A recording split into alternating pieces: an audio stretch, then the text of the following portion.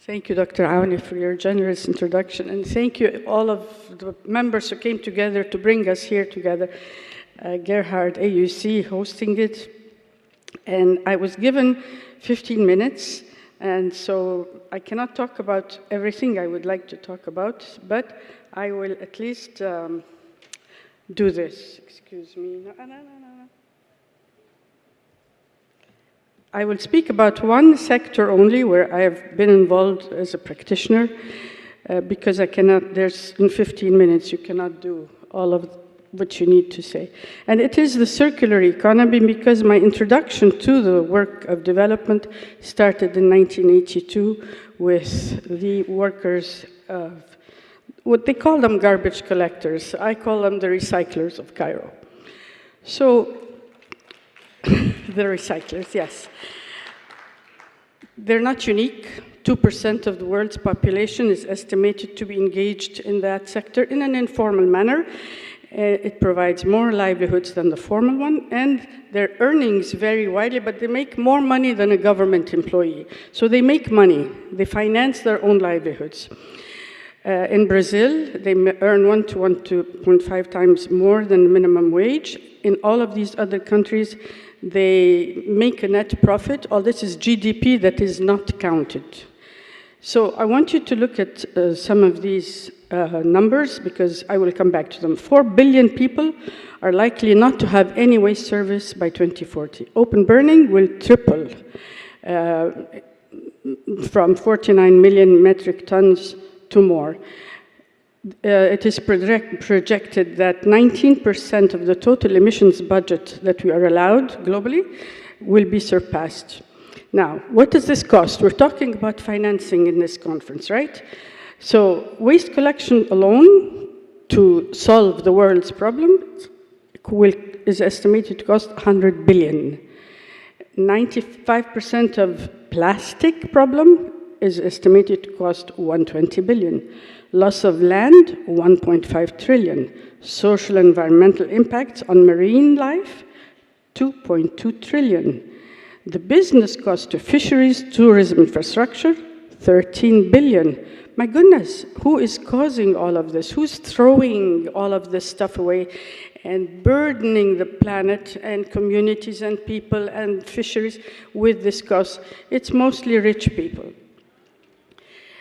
And what do they do with their waste? Well, this is an old map, by the way, because it doesn't show the flow of trash from rich countries to poor countries. Mostly it shows the flow of trash from the north to Asia. But if we were to get an updated map, we would show the flow of electronic waste to Ghana, for instance, of fast fashion waste to Kenya, others, to more. So we need an updated map that shows all this. Now keep this map in mind, we're going to come back to it. Formal waste systems in Africa, the formal ones that the government institutes, whether they do it or contract it out, doesn't work very well. I used to be a minister. I was tasked with doing a survey on the whole country, and this is what I found. Abandoned garages, unused trucks, dilapidated services, a bad system, all right? But how, therefore, does this city you are admiring and where you had such a good time on the Nile, who keeps this city clean? They are an invisible force of 250,000 people, at least. 250,000 in Cairo. Now, when did they start? In 1945, before there were municipalities, before the government woke up to the need of waste management.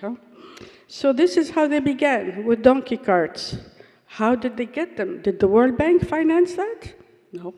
They bought it with their own money. They were farmers, they bought the donkeys, came up from the south, and started cleaning our city. How did they finance it? With their own unpaid labor, sweat. And they graduated and invested. Wow, they saved in the economy and bought trucks 10 years later. They are invisible, they're all over the world. It's a heavily gendered field, And they do not use capital-intensive methods, but are often pushed out by our formal design, our government plans, to push them out because we think it's a bad system, it's not modern. And they institute systems from the north which do not work. Example, incinerators. So what have these people done? Africans, by the way, they're all from here. Not one of them is from outside of Africa. So they established and financed a recycling industry. Okay, it started with collection, but what did it do? 3 to 4 men collect, 4 women sort.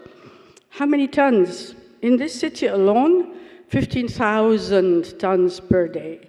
And thousands more move the materials after the collection. They sort, they recycle, and they trade, and they get the stuff all the way to the doorstep of manufacturing industries in the formal sector.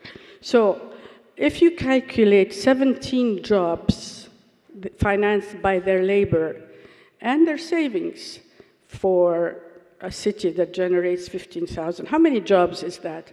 That is at least 250,000 jobs. But their enterprises have generated livelihoods, and how much do they recover of what they collect? The most staggering percentage, the highest in the whole wide world, higher than Germany, 80%. But you have to give them access to it.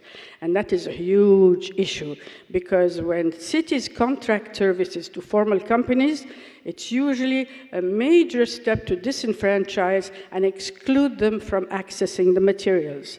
How do they keep the city clean? Well, this is how they think every day of their lives. We are not garbage collectors. We are harvesters of materials. And this is what the circular economy is all about. I mean, fancy that. In universities, they're teaching about how the linear model of materials movement is bad. Whereas these people knew this all along, 70 years ago, and acted on it without going to college, without going to a business school. So these harvesters of materials come out to our doorsteps every single day in this city of 20 million people, invisible, silent, and unrecognized. And they have established industries. They invest, they save money. They don't go to banks. They don't go to multilateral development agencies. They cut off from their own income and save and invest and upgrade and mechanize. Where do they live? In slums. And that's where the environment and informal settlements come together. But they don't think of these places as slums. They think of them as transfer stations, hubs. In the north, and it's a notion that is imported to us, a very bad notion, in my view. Transfer stations are big hangars where a lot of mixed waste get dumped from small trucks, and then larger trucks scoop it up and take it to a disposal site outside of the city, miles and miles away. They don't think of it that way because they are all small and medium enterprises. Every family handles 1 ton, and the pinpoints on this map are the number of enterprises. I was there in 1983 when our first compactor was installed. Today, there are 1,500 enterprises, financed entirely by their own savings and their own unpaid labor. So we're talking about financing development. This is a miracle of a story where the people of Africa finance their own livelihoods and the city's protection from cholera. Did the Ministry of Health pay them anything? Nada, nothing. And they established 6 recycling hubs surrounding the city. So 20 million people wake up every morning, they don't know what happens to their waste, but another quarter move the materials around, and they collect it on a daily basis and take it to the neighborhoods, family-owned small enterprises. But the official design, imported from the north, tells us you should establish huge consolidated facilities and get everything in so we can get a machine to do this. Oh, you want me to drive 250,000 people into hunger? Maybe crime? What kind of planning is that? So anyway, I won't go on that point for long, but here are just a few pictures of how this is done. The material is sorted by type, by color, by weight, by where it's going, by price.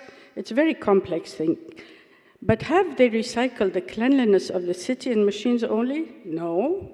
They have financed the largest housing project in the country. The money they have earned from our trash has built very solid homes, no shanty town, no huts, solid homes, several floors high, where they live and their children live or rent out. So all of these massive investments are undocumented, and they come from the ever-growing consumption of the rich, which the poor, well, I don't want to call them poor, but the undocumented investors of our recyclers have bought machines, have created markets, and have created a massive industry.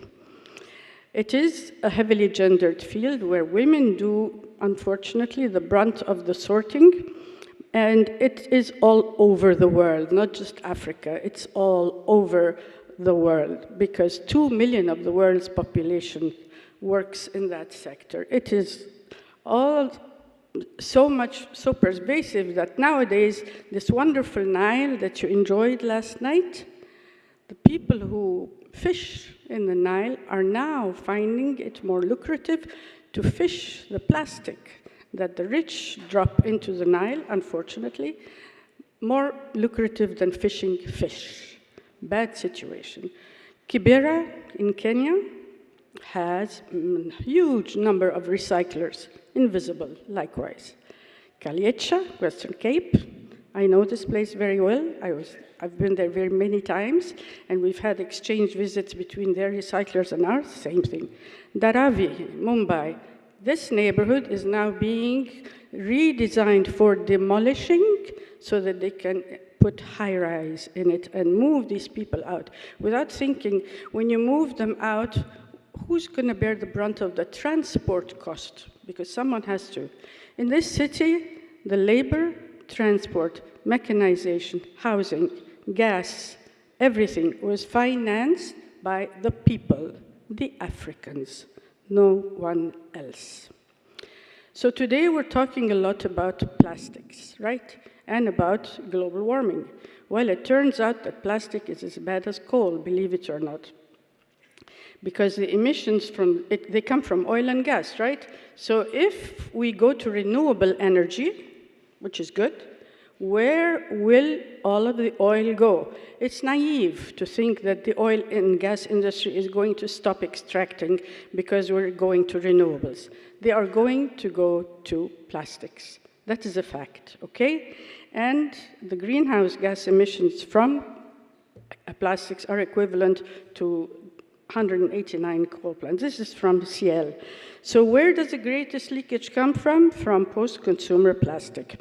So in this country, in 2019, because there was a law coming into effect called the Extended Producer Responsibility Law, for everybody that uses packaging is responsible to not just pay for its recovery, but document and track and report and submit to a third-party audit. They said, okay, let's try this before the law cracks down on us. And they approached us and said, how do we do this when we know that the massive amounts of plastic are collected by informal people? How do we get to them?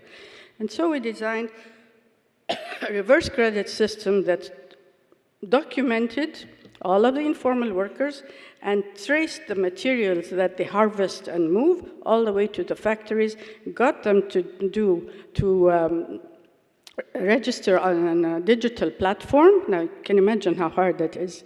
As a pilot, we started with 2,500. Before, our aim was to get to the 250,000, to understand how to. But it worked. We traced the value chain, and the process started with the women, made sure that they all had an e-wallet on their phones. Every time they collected, sorted, traded, any amount of plastic PET, the bottles you all have, that it was sent through an SMS to the trader, to the compactor, to the factory, and to get 2,500 people on one platform and to track the movement of the materials is quite a formidable task, but it can be done. Who paid for it? The culprits, the people who caused all of this, the packaging companies.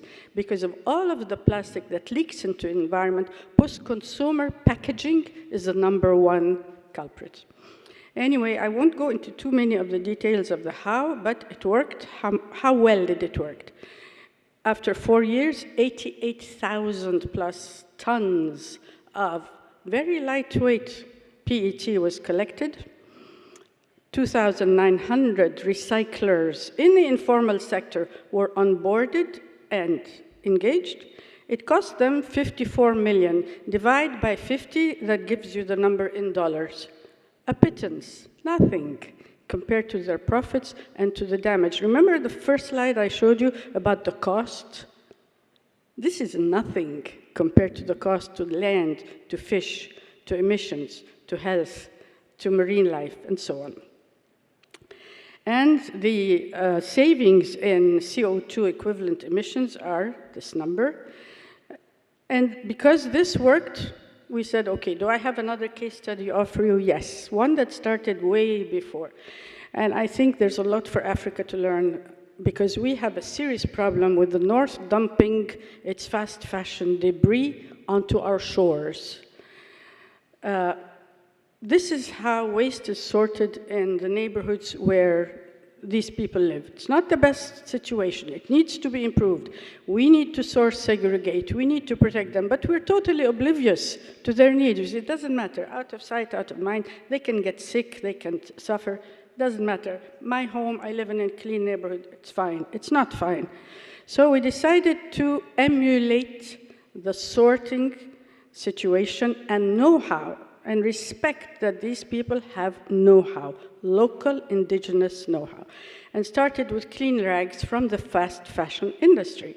We said, you know what? Instead of dumping your trash on us, mixed in the garbage, we want it clean, and we want it free, because we're going to pick it up, and we're going to do something good with it, and it's not going to cost you one penny to dispose of it, to incinerate it, to landfill it.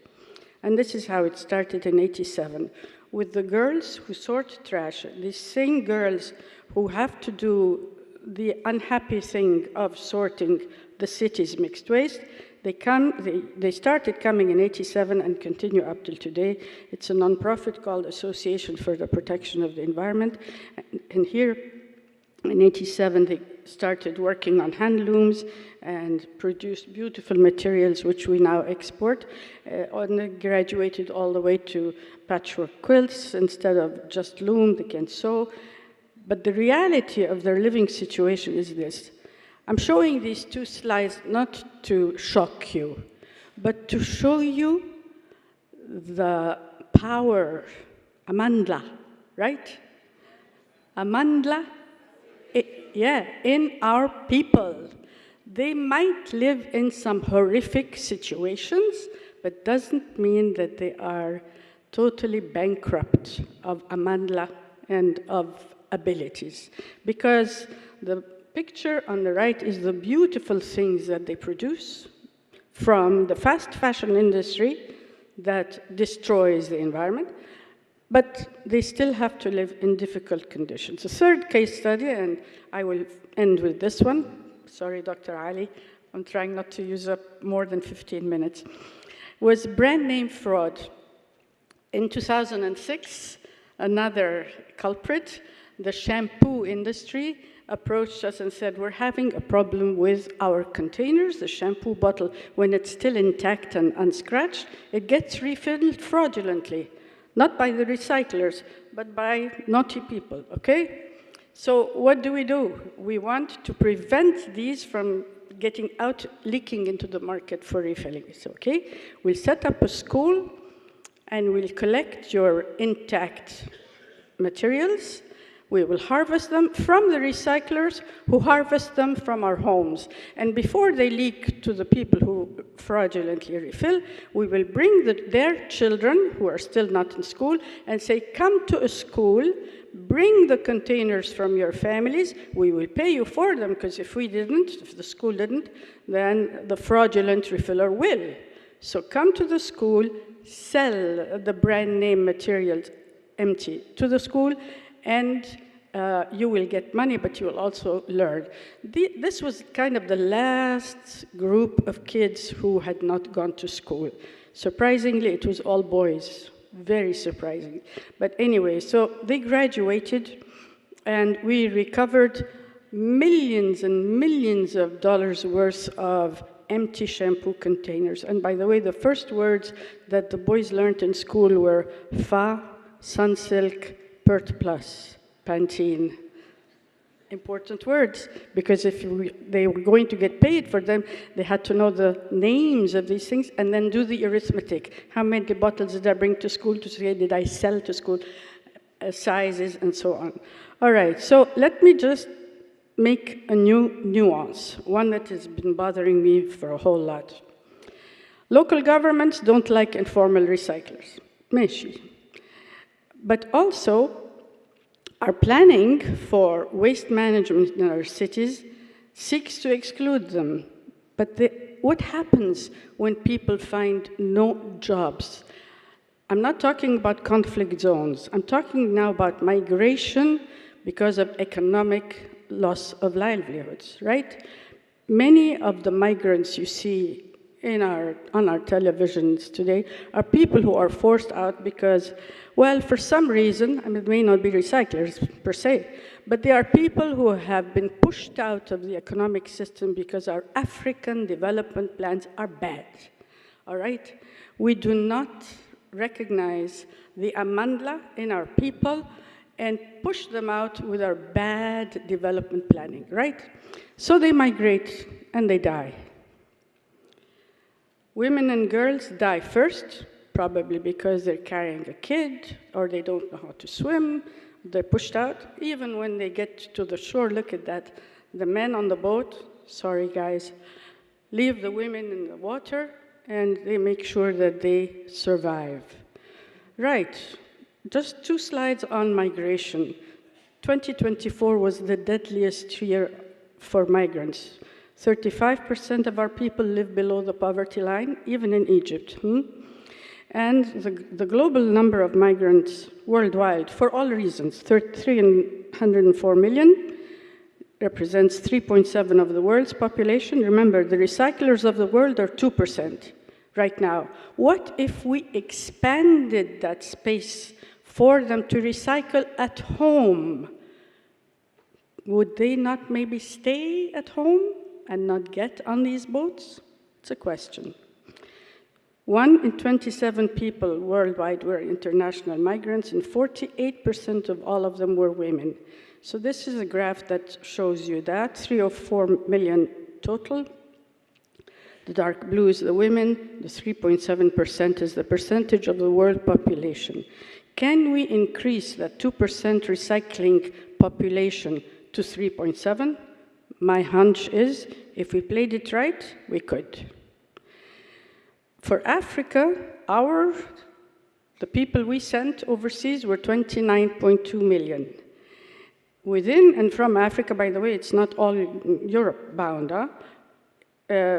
Migrants from Africa are the blue part, within Africa the green, and then there are migrants who come to our shores. But the bad part, the deaths. The dark blue the dark blue parts are the people who died in the Mediterranean. So most likely they're from Africa, not from Asia. And they were heading in these boats that capsized. The light blue is the people who died in Africa, the orange, very few in Europe, and the top blue is in the Americas. Do you remember that slide I showed you earlier about the trash that's dumped on our heads from the north? Okay, I'm calling it up again because, and it's not accurate, remember, it needs to show the the migration, the waste corridors from the north to Africa, that's missing here, right? But I put it against the migration corridors of people. So their trash comes to our shores, our people try to get to their shores, but they die in the process. Who sends their trash to our shores? Germany, number one, Japan, United Kingdom, Netherlands, US, Belgium, France, Italy, Canada, and Austria. Do these countries welcome our people when they land on our shores? Question. So here's my final slide. This is my Amandla financing proposal. Let's ask every country that exports its waste to our countries to host one migrant for every ton of material that they dump on our shores. How about that?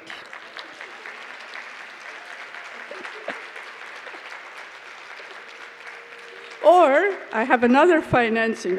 I know it all sounds preposterous, okay? Just blame it on me, call it whatever. My preposterous proposal, for each ton of waste that they export, okay, you don't want our people, we don't want them to leave. But help us keep them at home, because when we import your northern methods of what you call circular economy, they don't keep our people at home.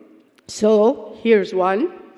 Finance the work of one recycler in our sending countries, because the cost of 1 ton of waste of work for one recycler in the south. Every ton you send, finance one recycler, because you know what they need? They need space, machines, and so on. All of these things that the Cairo recyclers finance with their own blood, sweat, and tears, we are now asking as a financing proposal from the North. Thank you.